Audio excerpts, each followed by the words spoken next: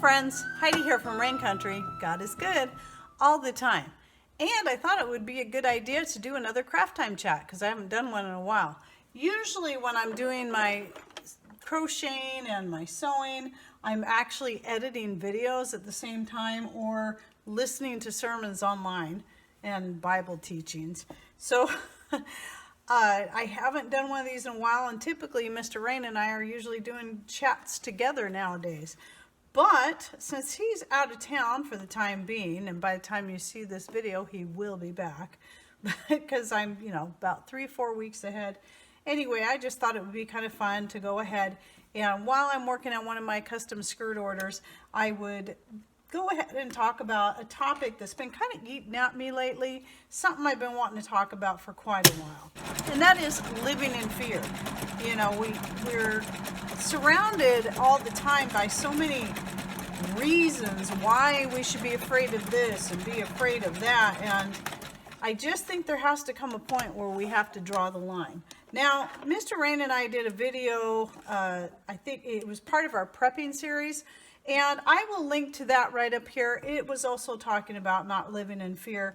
That was more from the prepping standpoint and how we can get so caught up in what may happen and conspiracy theories and different things like that, that we're constantly just living in fear, and we don't want to be doing that. That's focused more on that, where this focus is going to be a little bit different. And I want to talk kind of more about food and other types of things like that. Now, we know that there's GMOs and so many different things out there. It's really difficult to find soy or corn or cottonseed oil or, sugar beets that haven't been genetically modified. In fact, it's becoming more and more impossible. And I think there's going to come a point where we're not going to be able to find any corn or sugar beets or soy if you're into soy products. I'm personally not, but for those who are, I think it's going to become progressively harder for us to find out because of, contamination from the genetically modified things, that even for the farmer that's trying to grow them non-GMO, they still get contaminated, such as what happened with the sugar beet seeds that I bought from Baker Creek, and they refunded me for because they found there ended up being some cross-contamination, and there was genetically modified organisms found in their seeds. So they refunded me my money, thankfully, and that was very cool, and that's one of the reasons why I love Baker Creek. But anyway, it's just getting harder and harder. And then we got to look at, even in our own gardens, no matter how hard we try to keep our things controlled and what we grow. I still think gardening and growing your own food is going to be the best way you can do it. But even then, you're still not going to be fully able to avoid all the toxins that can possibly get into the foods that are growing. Now, we've got chemicals being sprayed in our air all the time, and whether you believe it or not, it is a fact. And it's been a proven fact, and they even admit they're doing it, but their excuse is they're doing it to prevent global warming. So they're trying to cool the planet, even though now they've changed the global warming thing to climate change. Whatever. Whatever. So, and I don't care what administration is in office. I don't care. It doesn't matter. I see people wanting to blame the left side when they're in office, and then when the right side is in office, people are blaming them. Well, as far as I'm concerned, they're all to blame. There's not one of them that is guilt-free of any of this. So I don't care who's in control there of the office. This stuff is happening and will continue to happen as long as we still have any of these establishment puppets in control. So I didn't want to get all into politics on this, but the point is simply that no matter what you do, you're not going to be able to fully avoid everything. So I'm going to give a few examples. So we've got fish, for example. We know that a healthy fish, one that hasn't been exposed to contaminants, one that hasn't been farm raised, is really good for our diets. At least those of us who aren't vegans, we know that fish is very good for us. It's high in omega-3s, especially your fatty fishes like salmon and steelhead and mackerel and sardines.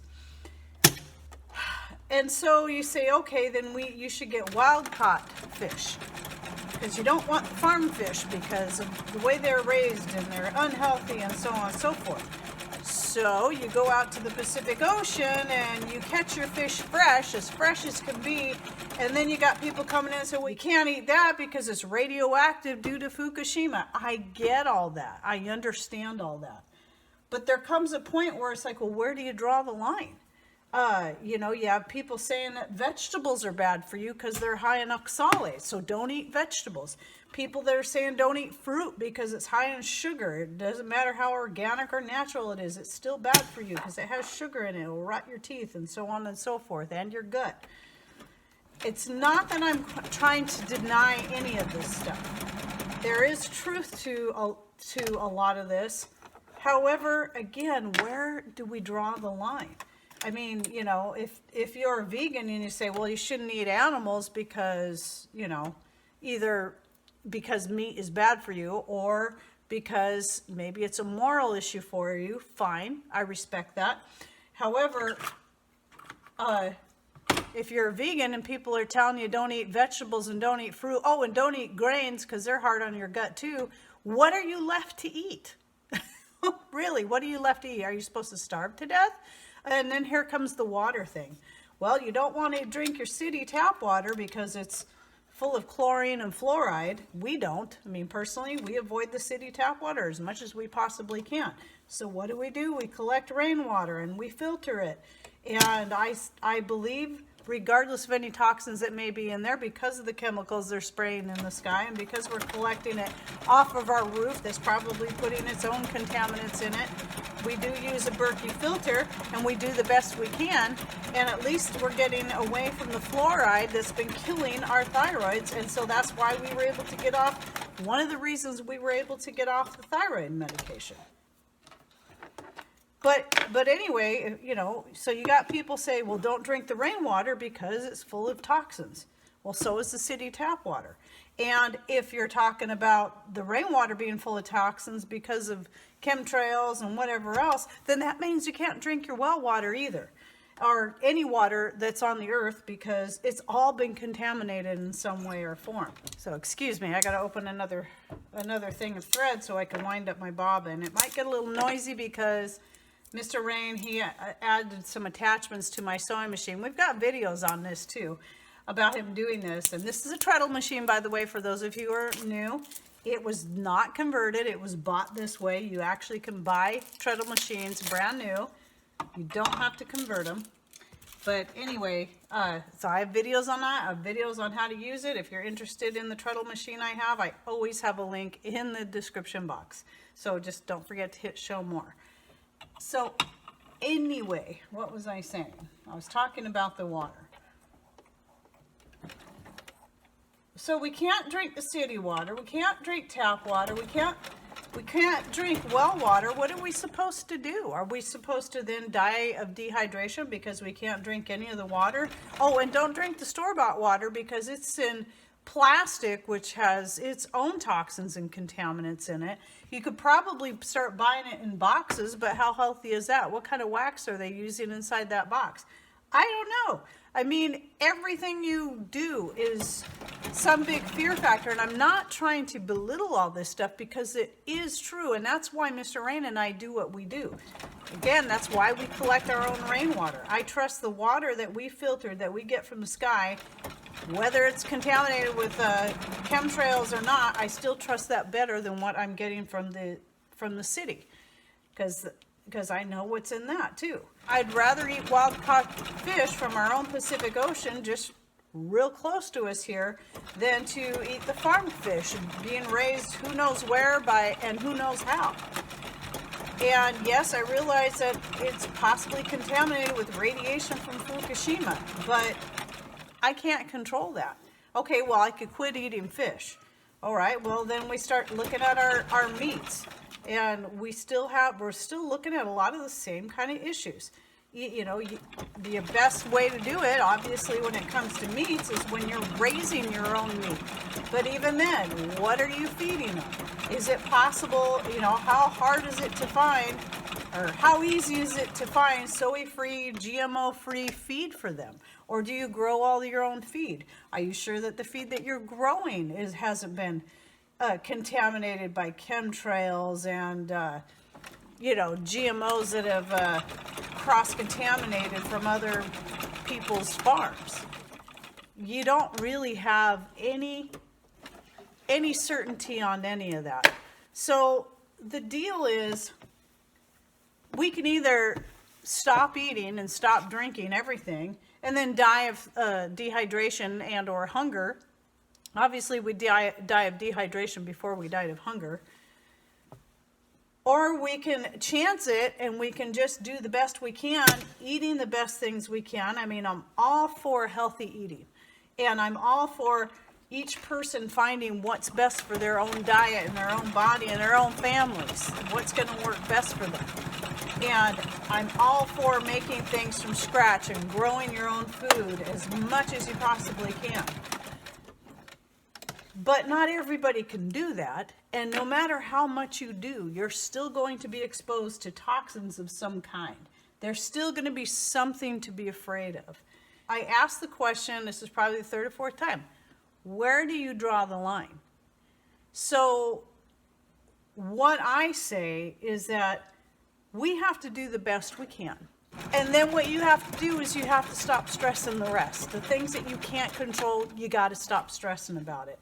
I mean, another case in point is plastics. We know that plastics, even if you get the BPA-free kind, are still going to have contaminants in them. And so you can't totally avoid that either. We can go as plastic-free as possible, but sometimes plastics still have their place. So there's a couple things here. I'm going to try to approach this from both sides. So if you are, if you believe in God and you believe in creationism and all that, well, I believe that God created this planet and our bodies to be self-healing. So as long as we're doing the best we can to take care of our own bodies and take care of our own gardens and getting the best high quality food that we can, I believe that we can be healthy. Because our body is made to heal itself and to flush itself from the toxins that we're exposed to. The main problem with the world today is that we're exposed to way more many toxins if we eat a standard American diet and live the standard American way, or maybe UK way, maybe they're the same way, by, spreading a bunch of chemicals on our skin, because our skin is dry, or, synthetic garbage, and taking a bunch of synthetic pharmaceuticals and getting a bunch of vaccines and eating processed foods and GMOs and pesticides and chemical fertilizers. So, if we're doing all that, then our body can't heal itself, because it's basically what we're doing is we're overexposing it to too much and it can't heal itself. It's what they would call the death by 1,000 cuts, as Dr. Bergman always says. And that is, yes, you get a few cuts, your body is made to heal itself. But if you get 1,000 cuts, you're going to bleed out before the body can fully heal itself, because it can't handle that much at a time. So that's the thing, is you have to do the best you can and not worry about the rest. And if you don't believe in God and you don't believe in creation, then I come back to the point again that then you should believe that through evolution, that we've evolved to the point that we can be self-regulating and self-healing, and that the planet is, if we all evolved together, if that's the way you believe, then we should be able to get what we need from nature, and we should all be able to heal ourselves. And either way, it's going to take a step of faith. You have to come to that point that I'm not going to stress the small stuff. Because here's one more thing I want to throw out to everyone. No matter where you stand on your belief system, if you stress about every little thing, and, obviously, like I said, you're going to have to stop eating and drinking everything if you want to, and breathing. Okay, don't breathe either. So, you'll live for 3 minutes. If you don't breathe, that's it, because there's toxins in the air. So, if you say, okay, well, then obviously I have to eat, drink, and breathe. So now what do I do? Well, if you worry about every little thing and you freak out about every little thing, now what are you doing? You're stressing yourself out to a point that now your body's not going to be self-healing and self-regulating because you're so stressed out. That's going to be the thing that's going to kill you, more than the food, the water, and the air. And so you have to just simply do the best you can, eat as healthy as you can, get some daily exercise, whether it be in the form of just working out in your garden or going for a walk or a jog or whatever it is you enjoy doing that gets your body moving and gets you sweating a little bit, because, sweat is one way that we flush out the toxins. Drink plenty of water, good water, of course, the best water you can get, of course. Drink some homemade herbal teas, especially the kind that have lots of herbs in it that help flush the toxins out of your system. Don't be afraid of sweat, people. Get away from store-bought deodorants, shampoos, and lotions, and start making your own, or just simply using coconut oil on your teeth, to brush your teeth with and to moisturize your skin with might be all you'll need to do. And it's healthy and it's good for you, and you're getting the benefits of the coconut oil and hydrating your skin. I mean, there's just so many things you could do, and I have tons of videos out there about making your own skin cream and shampoo and makeup and lip balm and whatever it is, deodorant and so on and so forth, and things that you can do far more naturally to avoid the aluminums and all the junk that they put in that store-bought stuff. So we get away from all that stuff the best we can. That gives your body a chance to do what it's made to do, what it's created to do, and that is to flush out any of the other toxins that you cannot control. Because I don't care who you are, you're not going to be able to control them all.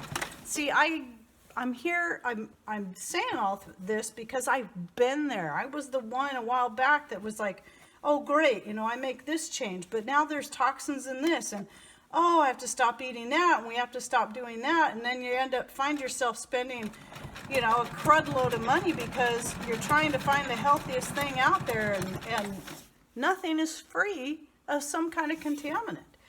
And I realized that I was stressing myself out, making myself sick from the worry, when I really should have just said, you know what, take comfort in the fact that you're doing the best you can and trust God with the rest. Or trust nature with the rest if you don't believe in God. Because, again, everything has been made to be self-healing and self-regulating. And we got to believe in that. We got to trust God with it. And, the same thing goes with preparedness. You do the best you can to prepare for whatever life may throw your way, but you'll never be fully prepared for everything that comes along. And that's where, we trust God with the rest. We have faith that He'll get us through. And even if you're not a prepper, you may still have faith that God's going to get you through, and that's fine. But, you may have to go through a bit of a harder time with it because of that. It's sort of like, a situation we're currently going through. We know that God would get us through it one way or the other, but if we hadn't prepared, we hadn't been in the situation we're at because we spent years preparing for just such events, what we're having to deal with would be much harder. But we're prepared for it. We're able to get through it, and we don't have to stress and worry about it because we're doing good. We're going to make it. And it seems like life keeps throwing us a whole bunch of things lately that have just been difficult, hard things to deal with. And yet, because we are doing what we're doing, we're dealing with it. It's not as hard as it would have been had we not got ourselves to the point that we're at.